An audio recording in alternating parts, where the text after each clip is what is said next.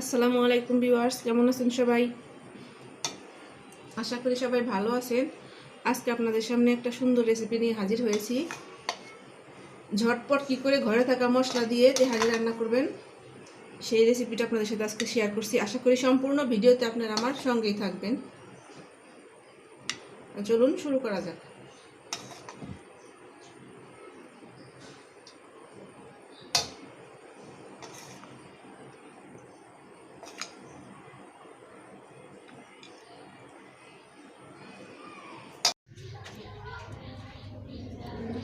আমি ঘরে থাকা মশলা দিয়েই তেহারিটা তৈরি করব।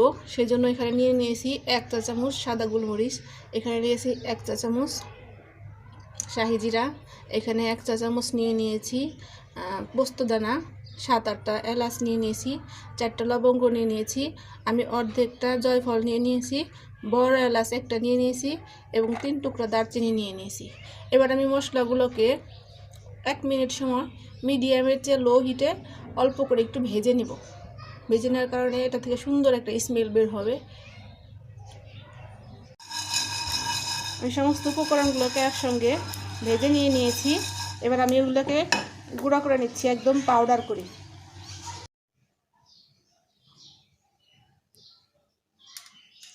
এবার মুরগির মাংসটাকে আমি ভালোভাবে ধুয়ে পানি ঝরিয়ে নিয়েছি। এখানে দিয়ে দিচ্ছি 2 চা চামচ আদা বাটা,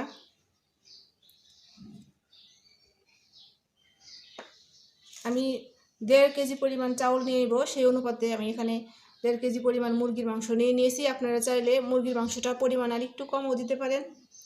সেক্ষেত্রে আদা বাটা দিয়ে দিচ্ছি, জিরা বাটা দিয়ে দিচ্ছি 1 চা চামচ,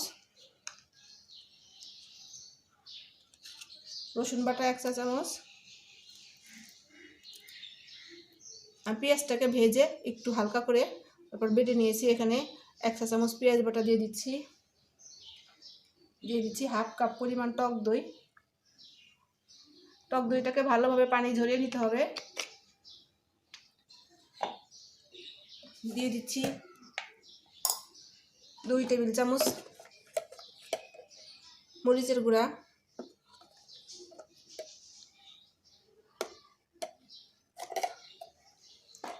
এবং ভেজে নেওয়া গরম মশলার গুঁড়াগুলো আমি একবারে দিয়ে দিচ্ছি সবটুকু। এবার মুরগিটাকে খুব ভালো করে আমি মেরিনেট করে নিচ্ছি।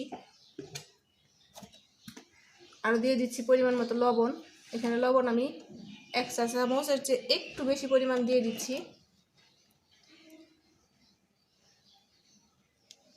এবার এটাকে আমি ভালো করে মিশিয়ে মেরিনেট করে নিচ্ছি।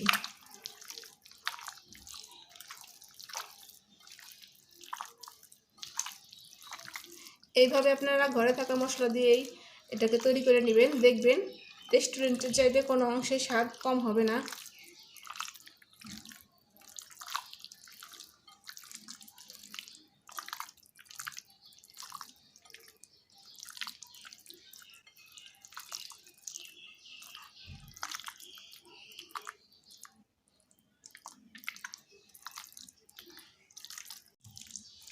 মাখিয়ে নেওয়া শেষ। এবার আমি এখানে একটু তেল দিয়ে দিচ্ছি,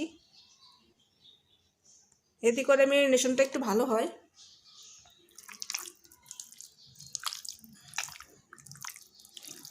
আপনাদের কাছে যদি এক্সট্রা লেস থাকে, এগুলো আপনারা বা জয়ত্রী থাকে, এগুলো সামান্য পরিমাণের সাথে মিক্স করে নিলে সেটা স্বাদ আর একটু ভালো আসবে, ঘ্রাণটা আর একটু কড়া আসবে, খেতেও ভালো লাগবে। আমার কাছে ছিল না, আমার ঘরে থাকা মশলা দিয়ে আমি এটা তৈরি করে নিচ্ছি। এবার আমি এটাকে 2 ঘন্টার জন্য রেস্টে রেখে দিচ্ছি। ঢাকনা দিয়ে ঢেকে রাখতে হবে। চুলায় কড়াই দিয়ে দিয়েছি। এবার আমি এখানে তেল দিয়ে দিচ্ছি।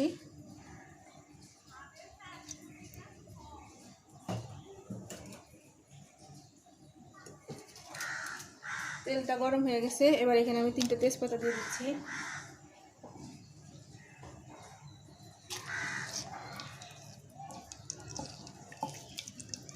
এরপর যে চুলার আঁচটাকে আমি মিডিয়ামের মধ্যে রেখে রান্নাটা কমপ্লিট করছি। আমি মাংসে কোনোতে পানি ইউজ করব না। এবার আমি এখানে দিয়ে দিচ্ছি 1 কাপ পেঁয়াজ। পেঁয়াজ কুচিটাকে আমি হালকা বাদামি করে ভেজে নিচ্ছি।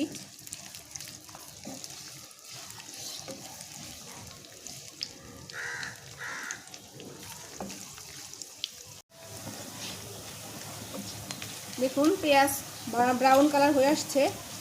এবার আমি এখানে মুরগির মাংসগুলো দিয়ে দিচ্ছি।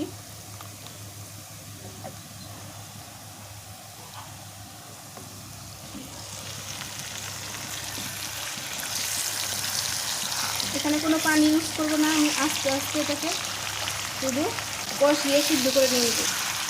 এতে করে এটা খাবারের টেস্টটা অনেক ভালো আসবে। এরপর যে চুলার আগুনকে মিডিয়াম থেকে লোয়ের মাঝামাঝি রেখে দিচ্ছি। তো আমি ঢাকনা দিয়ে এটাকে রান্না করব।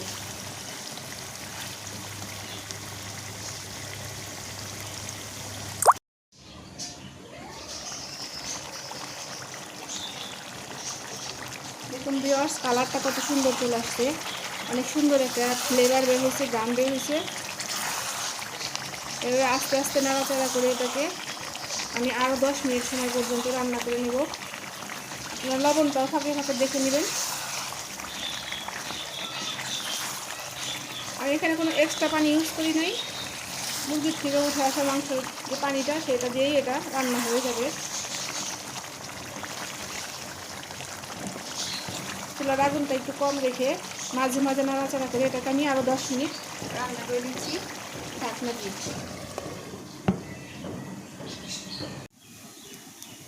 এখানে আমি 1.5 কেজি পরিমাণ এখানে চিনি গুঁড়া চাউল নিয়ে নিয়েছি। চাউলটাকে আমি ভালোভাবে ধুয়ে পানিটাকে ভালো করে ঝরিয়ে নিচ্ছি।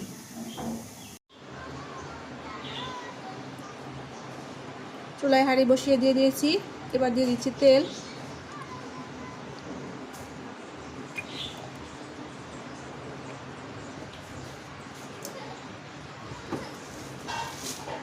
তেলটা গরম হয়ে যাওয়ার পর এখানে 1.5 কাপ থেকে 1.5 কাপ পরিমাণ তেলই দেওয়া আছে, তবু একটু কম বেশি হতে পারে। দিয়ে দিলাম 3টা তেজপাতা, 3 টুকরা দারচিনি, 5-6টা এলাচি। এলাচিগুলো আমি মুখটাকে ফাটিয়ে নিয়ে নিয়েছি। এবার এই মশলাটাকে আমি অল্প একটু সময় ভেজে নিচ্ছি। মশলা থেকে যখন সুন্দর একটা স্মেল বের হবে তখন আমি এখানে পেঁয়াজগুলো দিয়ে দেবো।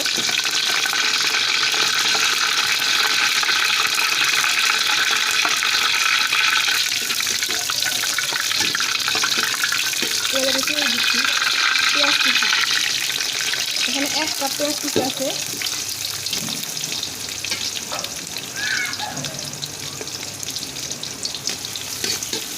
পেঁয়াজটাকে আমি কিছুক্ষণ ভেজে নিচ্ছি নাড়াচাড়া করে।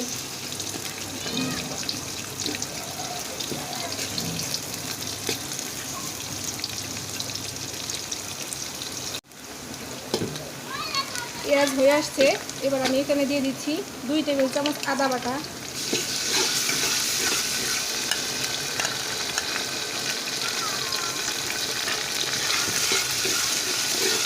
দিয়ে দিচ্ছি 2 টেবিল চামচ লবণ। চাউল নিয়ে নিচ্ছি 1.5 কেজি। মাংসের পরিমাণ লবণ ওখানে মাংসে দেওয়া আছে, শুধু চাউলের জন্য যে পরিমাণ দরকার সেই পরিমাণটা আমি এখানে দিয়ে দিয়েছি।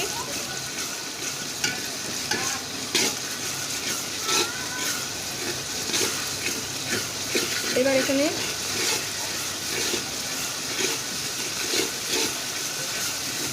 আমি চাউলগুলো দিয়ে দিচ্ছি। চাউল আগে ধুয়ে রাখার কারণে একদম ঝরঝরা হয়ে গেছে। তো নিচে পানি আছে কিনা সেটা দেখে ঝরিয়ে দিলে ভালো হয়।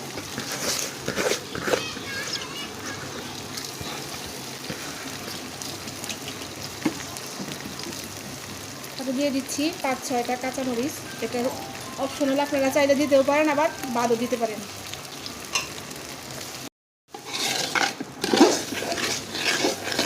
চাউলটাকে খুব ভালো করে নাড়াচাড়া করে চারদিকে সমানভাবে, কোথাও যেন বাদ না করে, ভালো করে কষিয়ে নিতে হবে।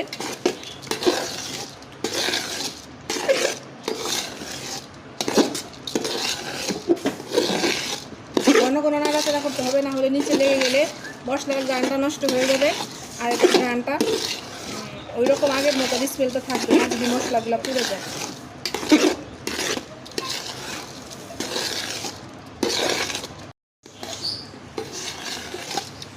চাউল থেকে সুন্দর একটা ভাজা ভাজা গ্রান বের হবে, বুঝতে হবে যে এবার চাউলটা কষানো হয়ে গেছে। এবার আমি এখানে মাংসগুলো দিয়ে দিচ্ছি।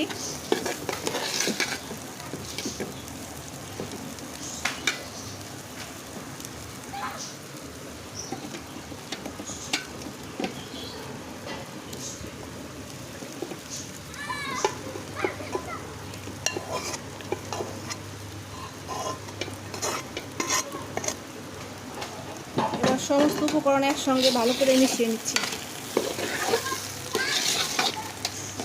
যেহেতু আমি চাউল নিয়েছি 1.5 কেজি, সেই অনুপাতে আমি এখানে যে কয় পট আর কি, যে কোনো মেজারমেন্ট পটে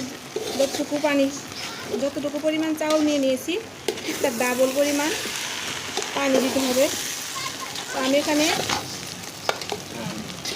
যে পট দিয়ে পানি নিয়েছি, চাউল নিয়েছি, সেই পটেরই ডাবল পরিমাণ পানি আমি এখানে দিয়ে দিচ্ছি। সেই অনুপাতে আমার এখানে চাউল হয়েছে 4.5 পট। আমি সেখানে পানি দিয়ে দিচ্ছি 9 মগ পরিমাণ। 400 ml মগের 9 মগ পরিমাণ পানি আমি এখানে দিয়ে দিচ্ছি। পানিটা অবশ্যই ফুটন্ত এবং গরম হতে হবে।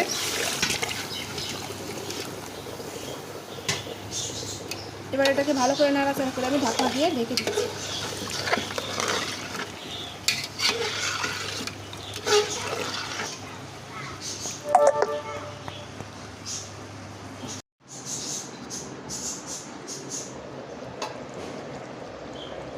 দেখুন, আমি প্রথম 5 মিনিট এটাকে হাই হিটে রান্না করেছি।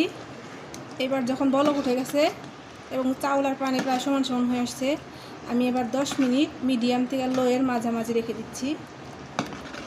এরপর যে আমি ঢাকনা দিয়ে ঢেকে দিচ্ছি এবং লবণটাকে দেখে নিচ্ছি। আমার রেসিপিটা ঠিক সরাসরি অনুসরণ করলে দেখবেন একদম ঝরঝরে হবে, খেতেও খুব ভালো হবে। দেখুন ভিউয়ার্স, 10 মিনিট পর এটা এরকম পানিটা একসঙ্গে মিশে গেছে। এবার আমি নাড়াচাড়া করে উলটপালট করে দিচ্ছি।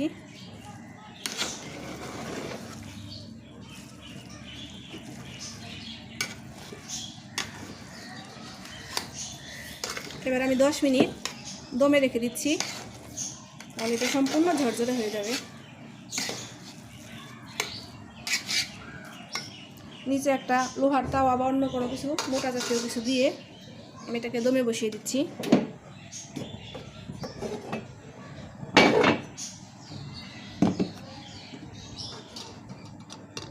আমি 10 মিনিট পর আপনাদেরকে পরিবেশন করে দেখিয়ে দিচ্ছি।